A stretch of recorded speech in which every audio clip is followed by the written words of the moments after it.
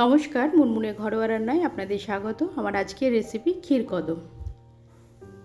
আমি এখানে ঘরের তৈরি ছানা নিয়ে নিয়েছি। ছানার পরিমাণটা আপনারা আপনাদের ইচ্ছা মতো কম বেশি করে নিতে পারেন। ছানাটাকে খুব ভালো করে হাতে করে মেখে নিতে হবে ডোলে ডোলে।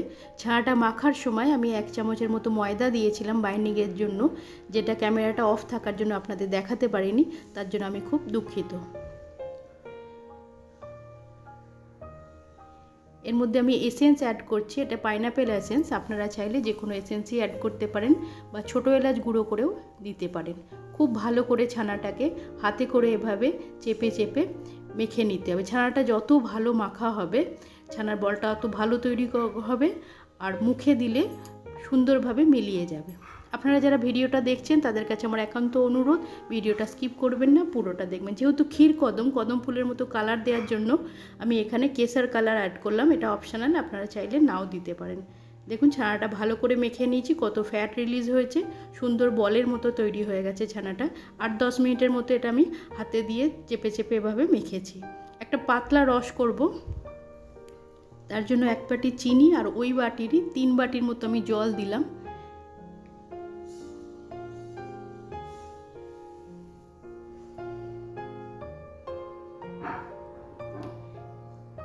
ছানাটা থেকে এবার আমি ছোট ছোট বল তৈরি করে নেব। বলের সাইজটা আপনারা আপনাদের ইচ্ছা মতো যে কোনো সাইজেই করতে পারেন, ছোট বড়, তবে বলের উপর যাতে কোনোভাবে ক্র্যাক না পড়ে।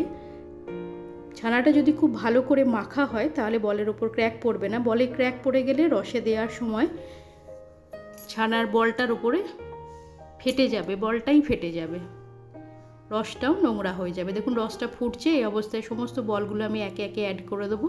যারা আমার ভিডিওটা দেখছেন, ভিডিও দেখে সাবস্ক্রাইব করবেন বলে ভাবছেন, তাদের জন্য বলি ভিডিওটা পুরো দেখবেন, স্কিপ করবেন না।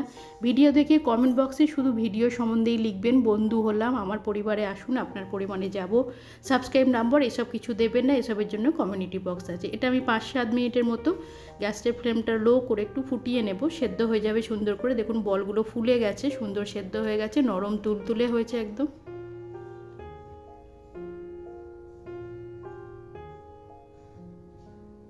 দেখুন কোনোভাবে ভেঙে যায়নি, নরম হয়ে আছে, সুন্দরভাবে বলগুলো তৈরি হয়ে গেছে, হালকা ইয়েলো কালারের কদম ফুলের মতো।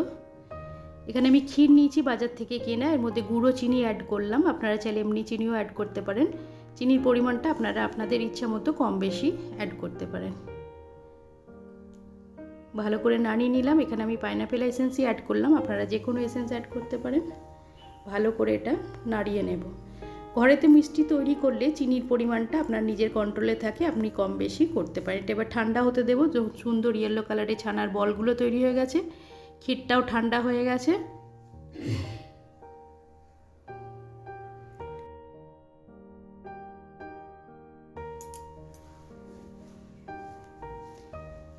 ছানার বলগুলো বসিয়ে ক্ষীর দিয়ে কভার করে নিলেই তৈরি হয়ে যাবে ক্ষীর কদম। খুব সহজে ঘরেতেই তৈরি হয়ে যাবে। আপনারা যাদের চিনির সমস্যা থাকে তাহলে আপনারা সুগার ফ্রিও এর মধ্যে অ্যাড করতে পারেন। মিষ্টির দোকানে মিষ্টিতে অনেক বেশি মিষ্টি থাকে, ঘরে তৈরি করলে মিষ্টির পরিমাণটা নিজের কন্ট্রোলে রাখা যায়। যারা আমরা পশ্চিমবাংলার বাইরে থাকি, ভীষণভাবে পশ্চিমবাংলার সমস্ত মিষ্টিকে মিস করি, তো এইভাবেই যদি আমরা ক্ষীর কদম ঘরে তৈরি করে নিতে পারি, পৃথিবীর যে কোনো প্রান্তে বসে ক্ষীর কদমের মজা নিতে পারি। দেখুন সমস্ত ক্ষীর কদমগুলো এভাবে আমি তৈরি করে নেব।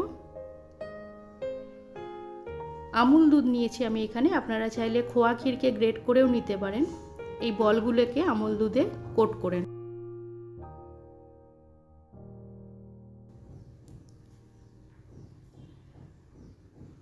মিষ্টির দোকানের মতো ফিল দেওয়ার জন্য এই কাগজগুলো নিলাম। এগুলো ডিসপোজাল প্লেট, কাপ, গ্লাস যেখানে পাওয়া যায় ওখানেই কিনতে পাওয়া যায়, এর মধ্যে বসিয়ে দিলাম মিষ্টির দোকানের মতো লাগার জন্য।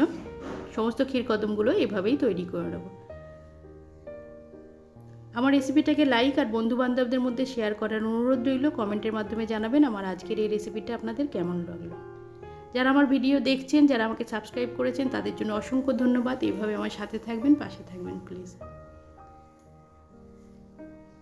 আমি এখানে বাংলা খাবারের সঙ্গে সঙ্গে ভিন্ন স্বাদের খাবারের রেসিপি আর বাইরের খাবার কিভাবে ঘরে তৈরি করে নেওয়া যায় সেটাও দেখাবো, তাই আমার চ্যানেলে ভিজিট করার অনুরোধ রইল। দেখুন এটা কি সুন্দর লাগছে, ভেতর থেকে হালকা ইয়েলো কালারের ছানার বল, যেটা একদম রসে ভর্তি, আর বাইরে ক্ষীরের কোটিং, সুন্দর পাইনাপেলের গন্ধ আসছে, খুব ইয়াম্মি, খুব সুন্দর লাগে খেতে।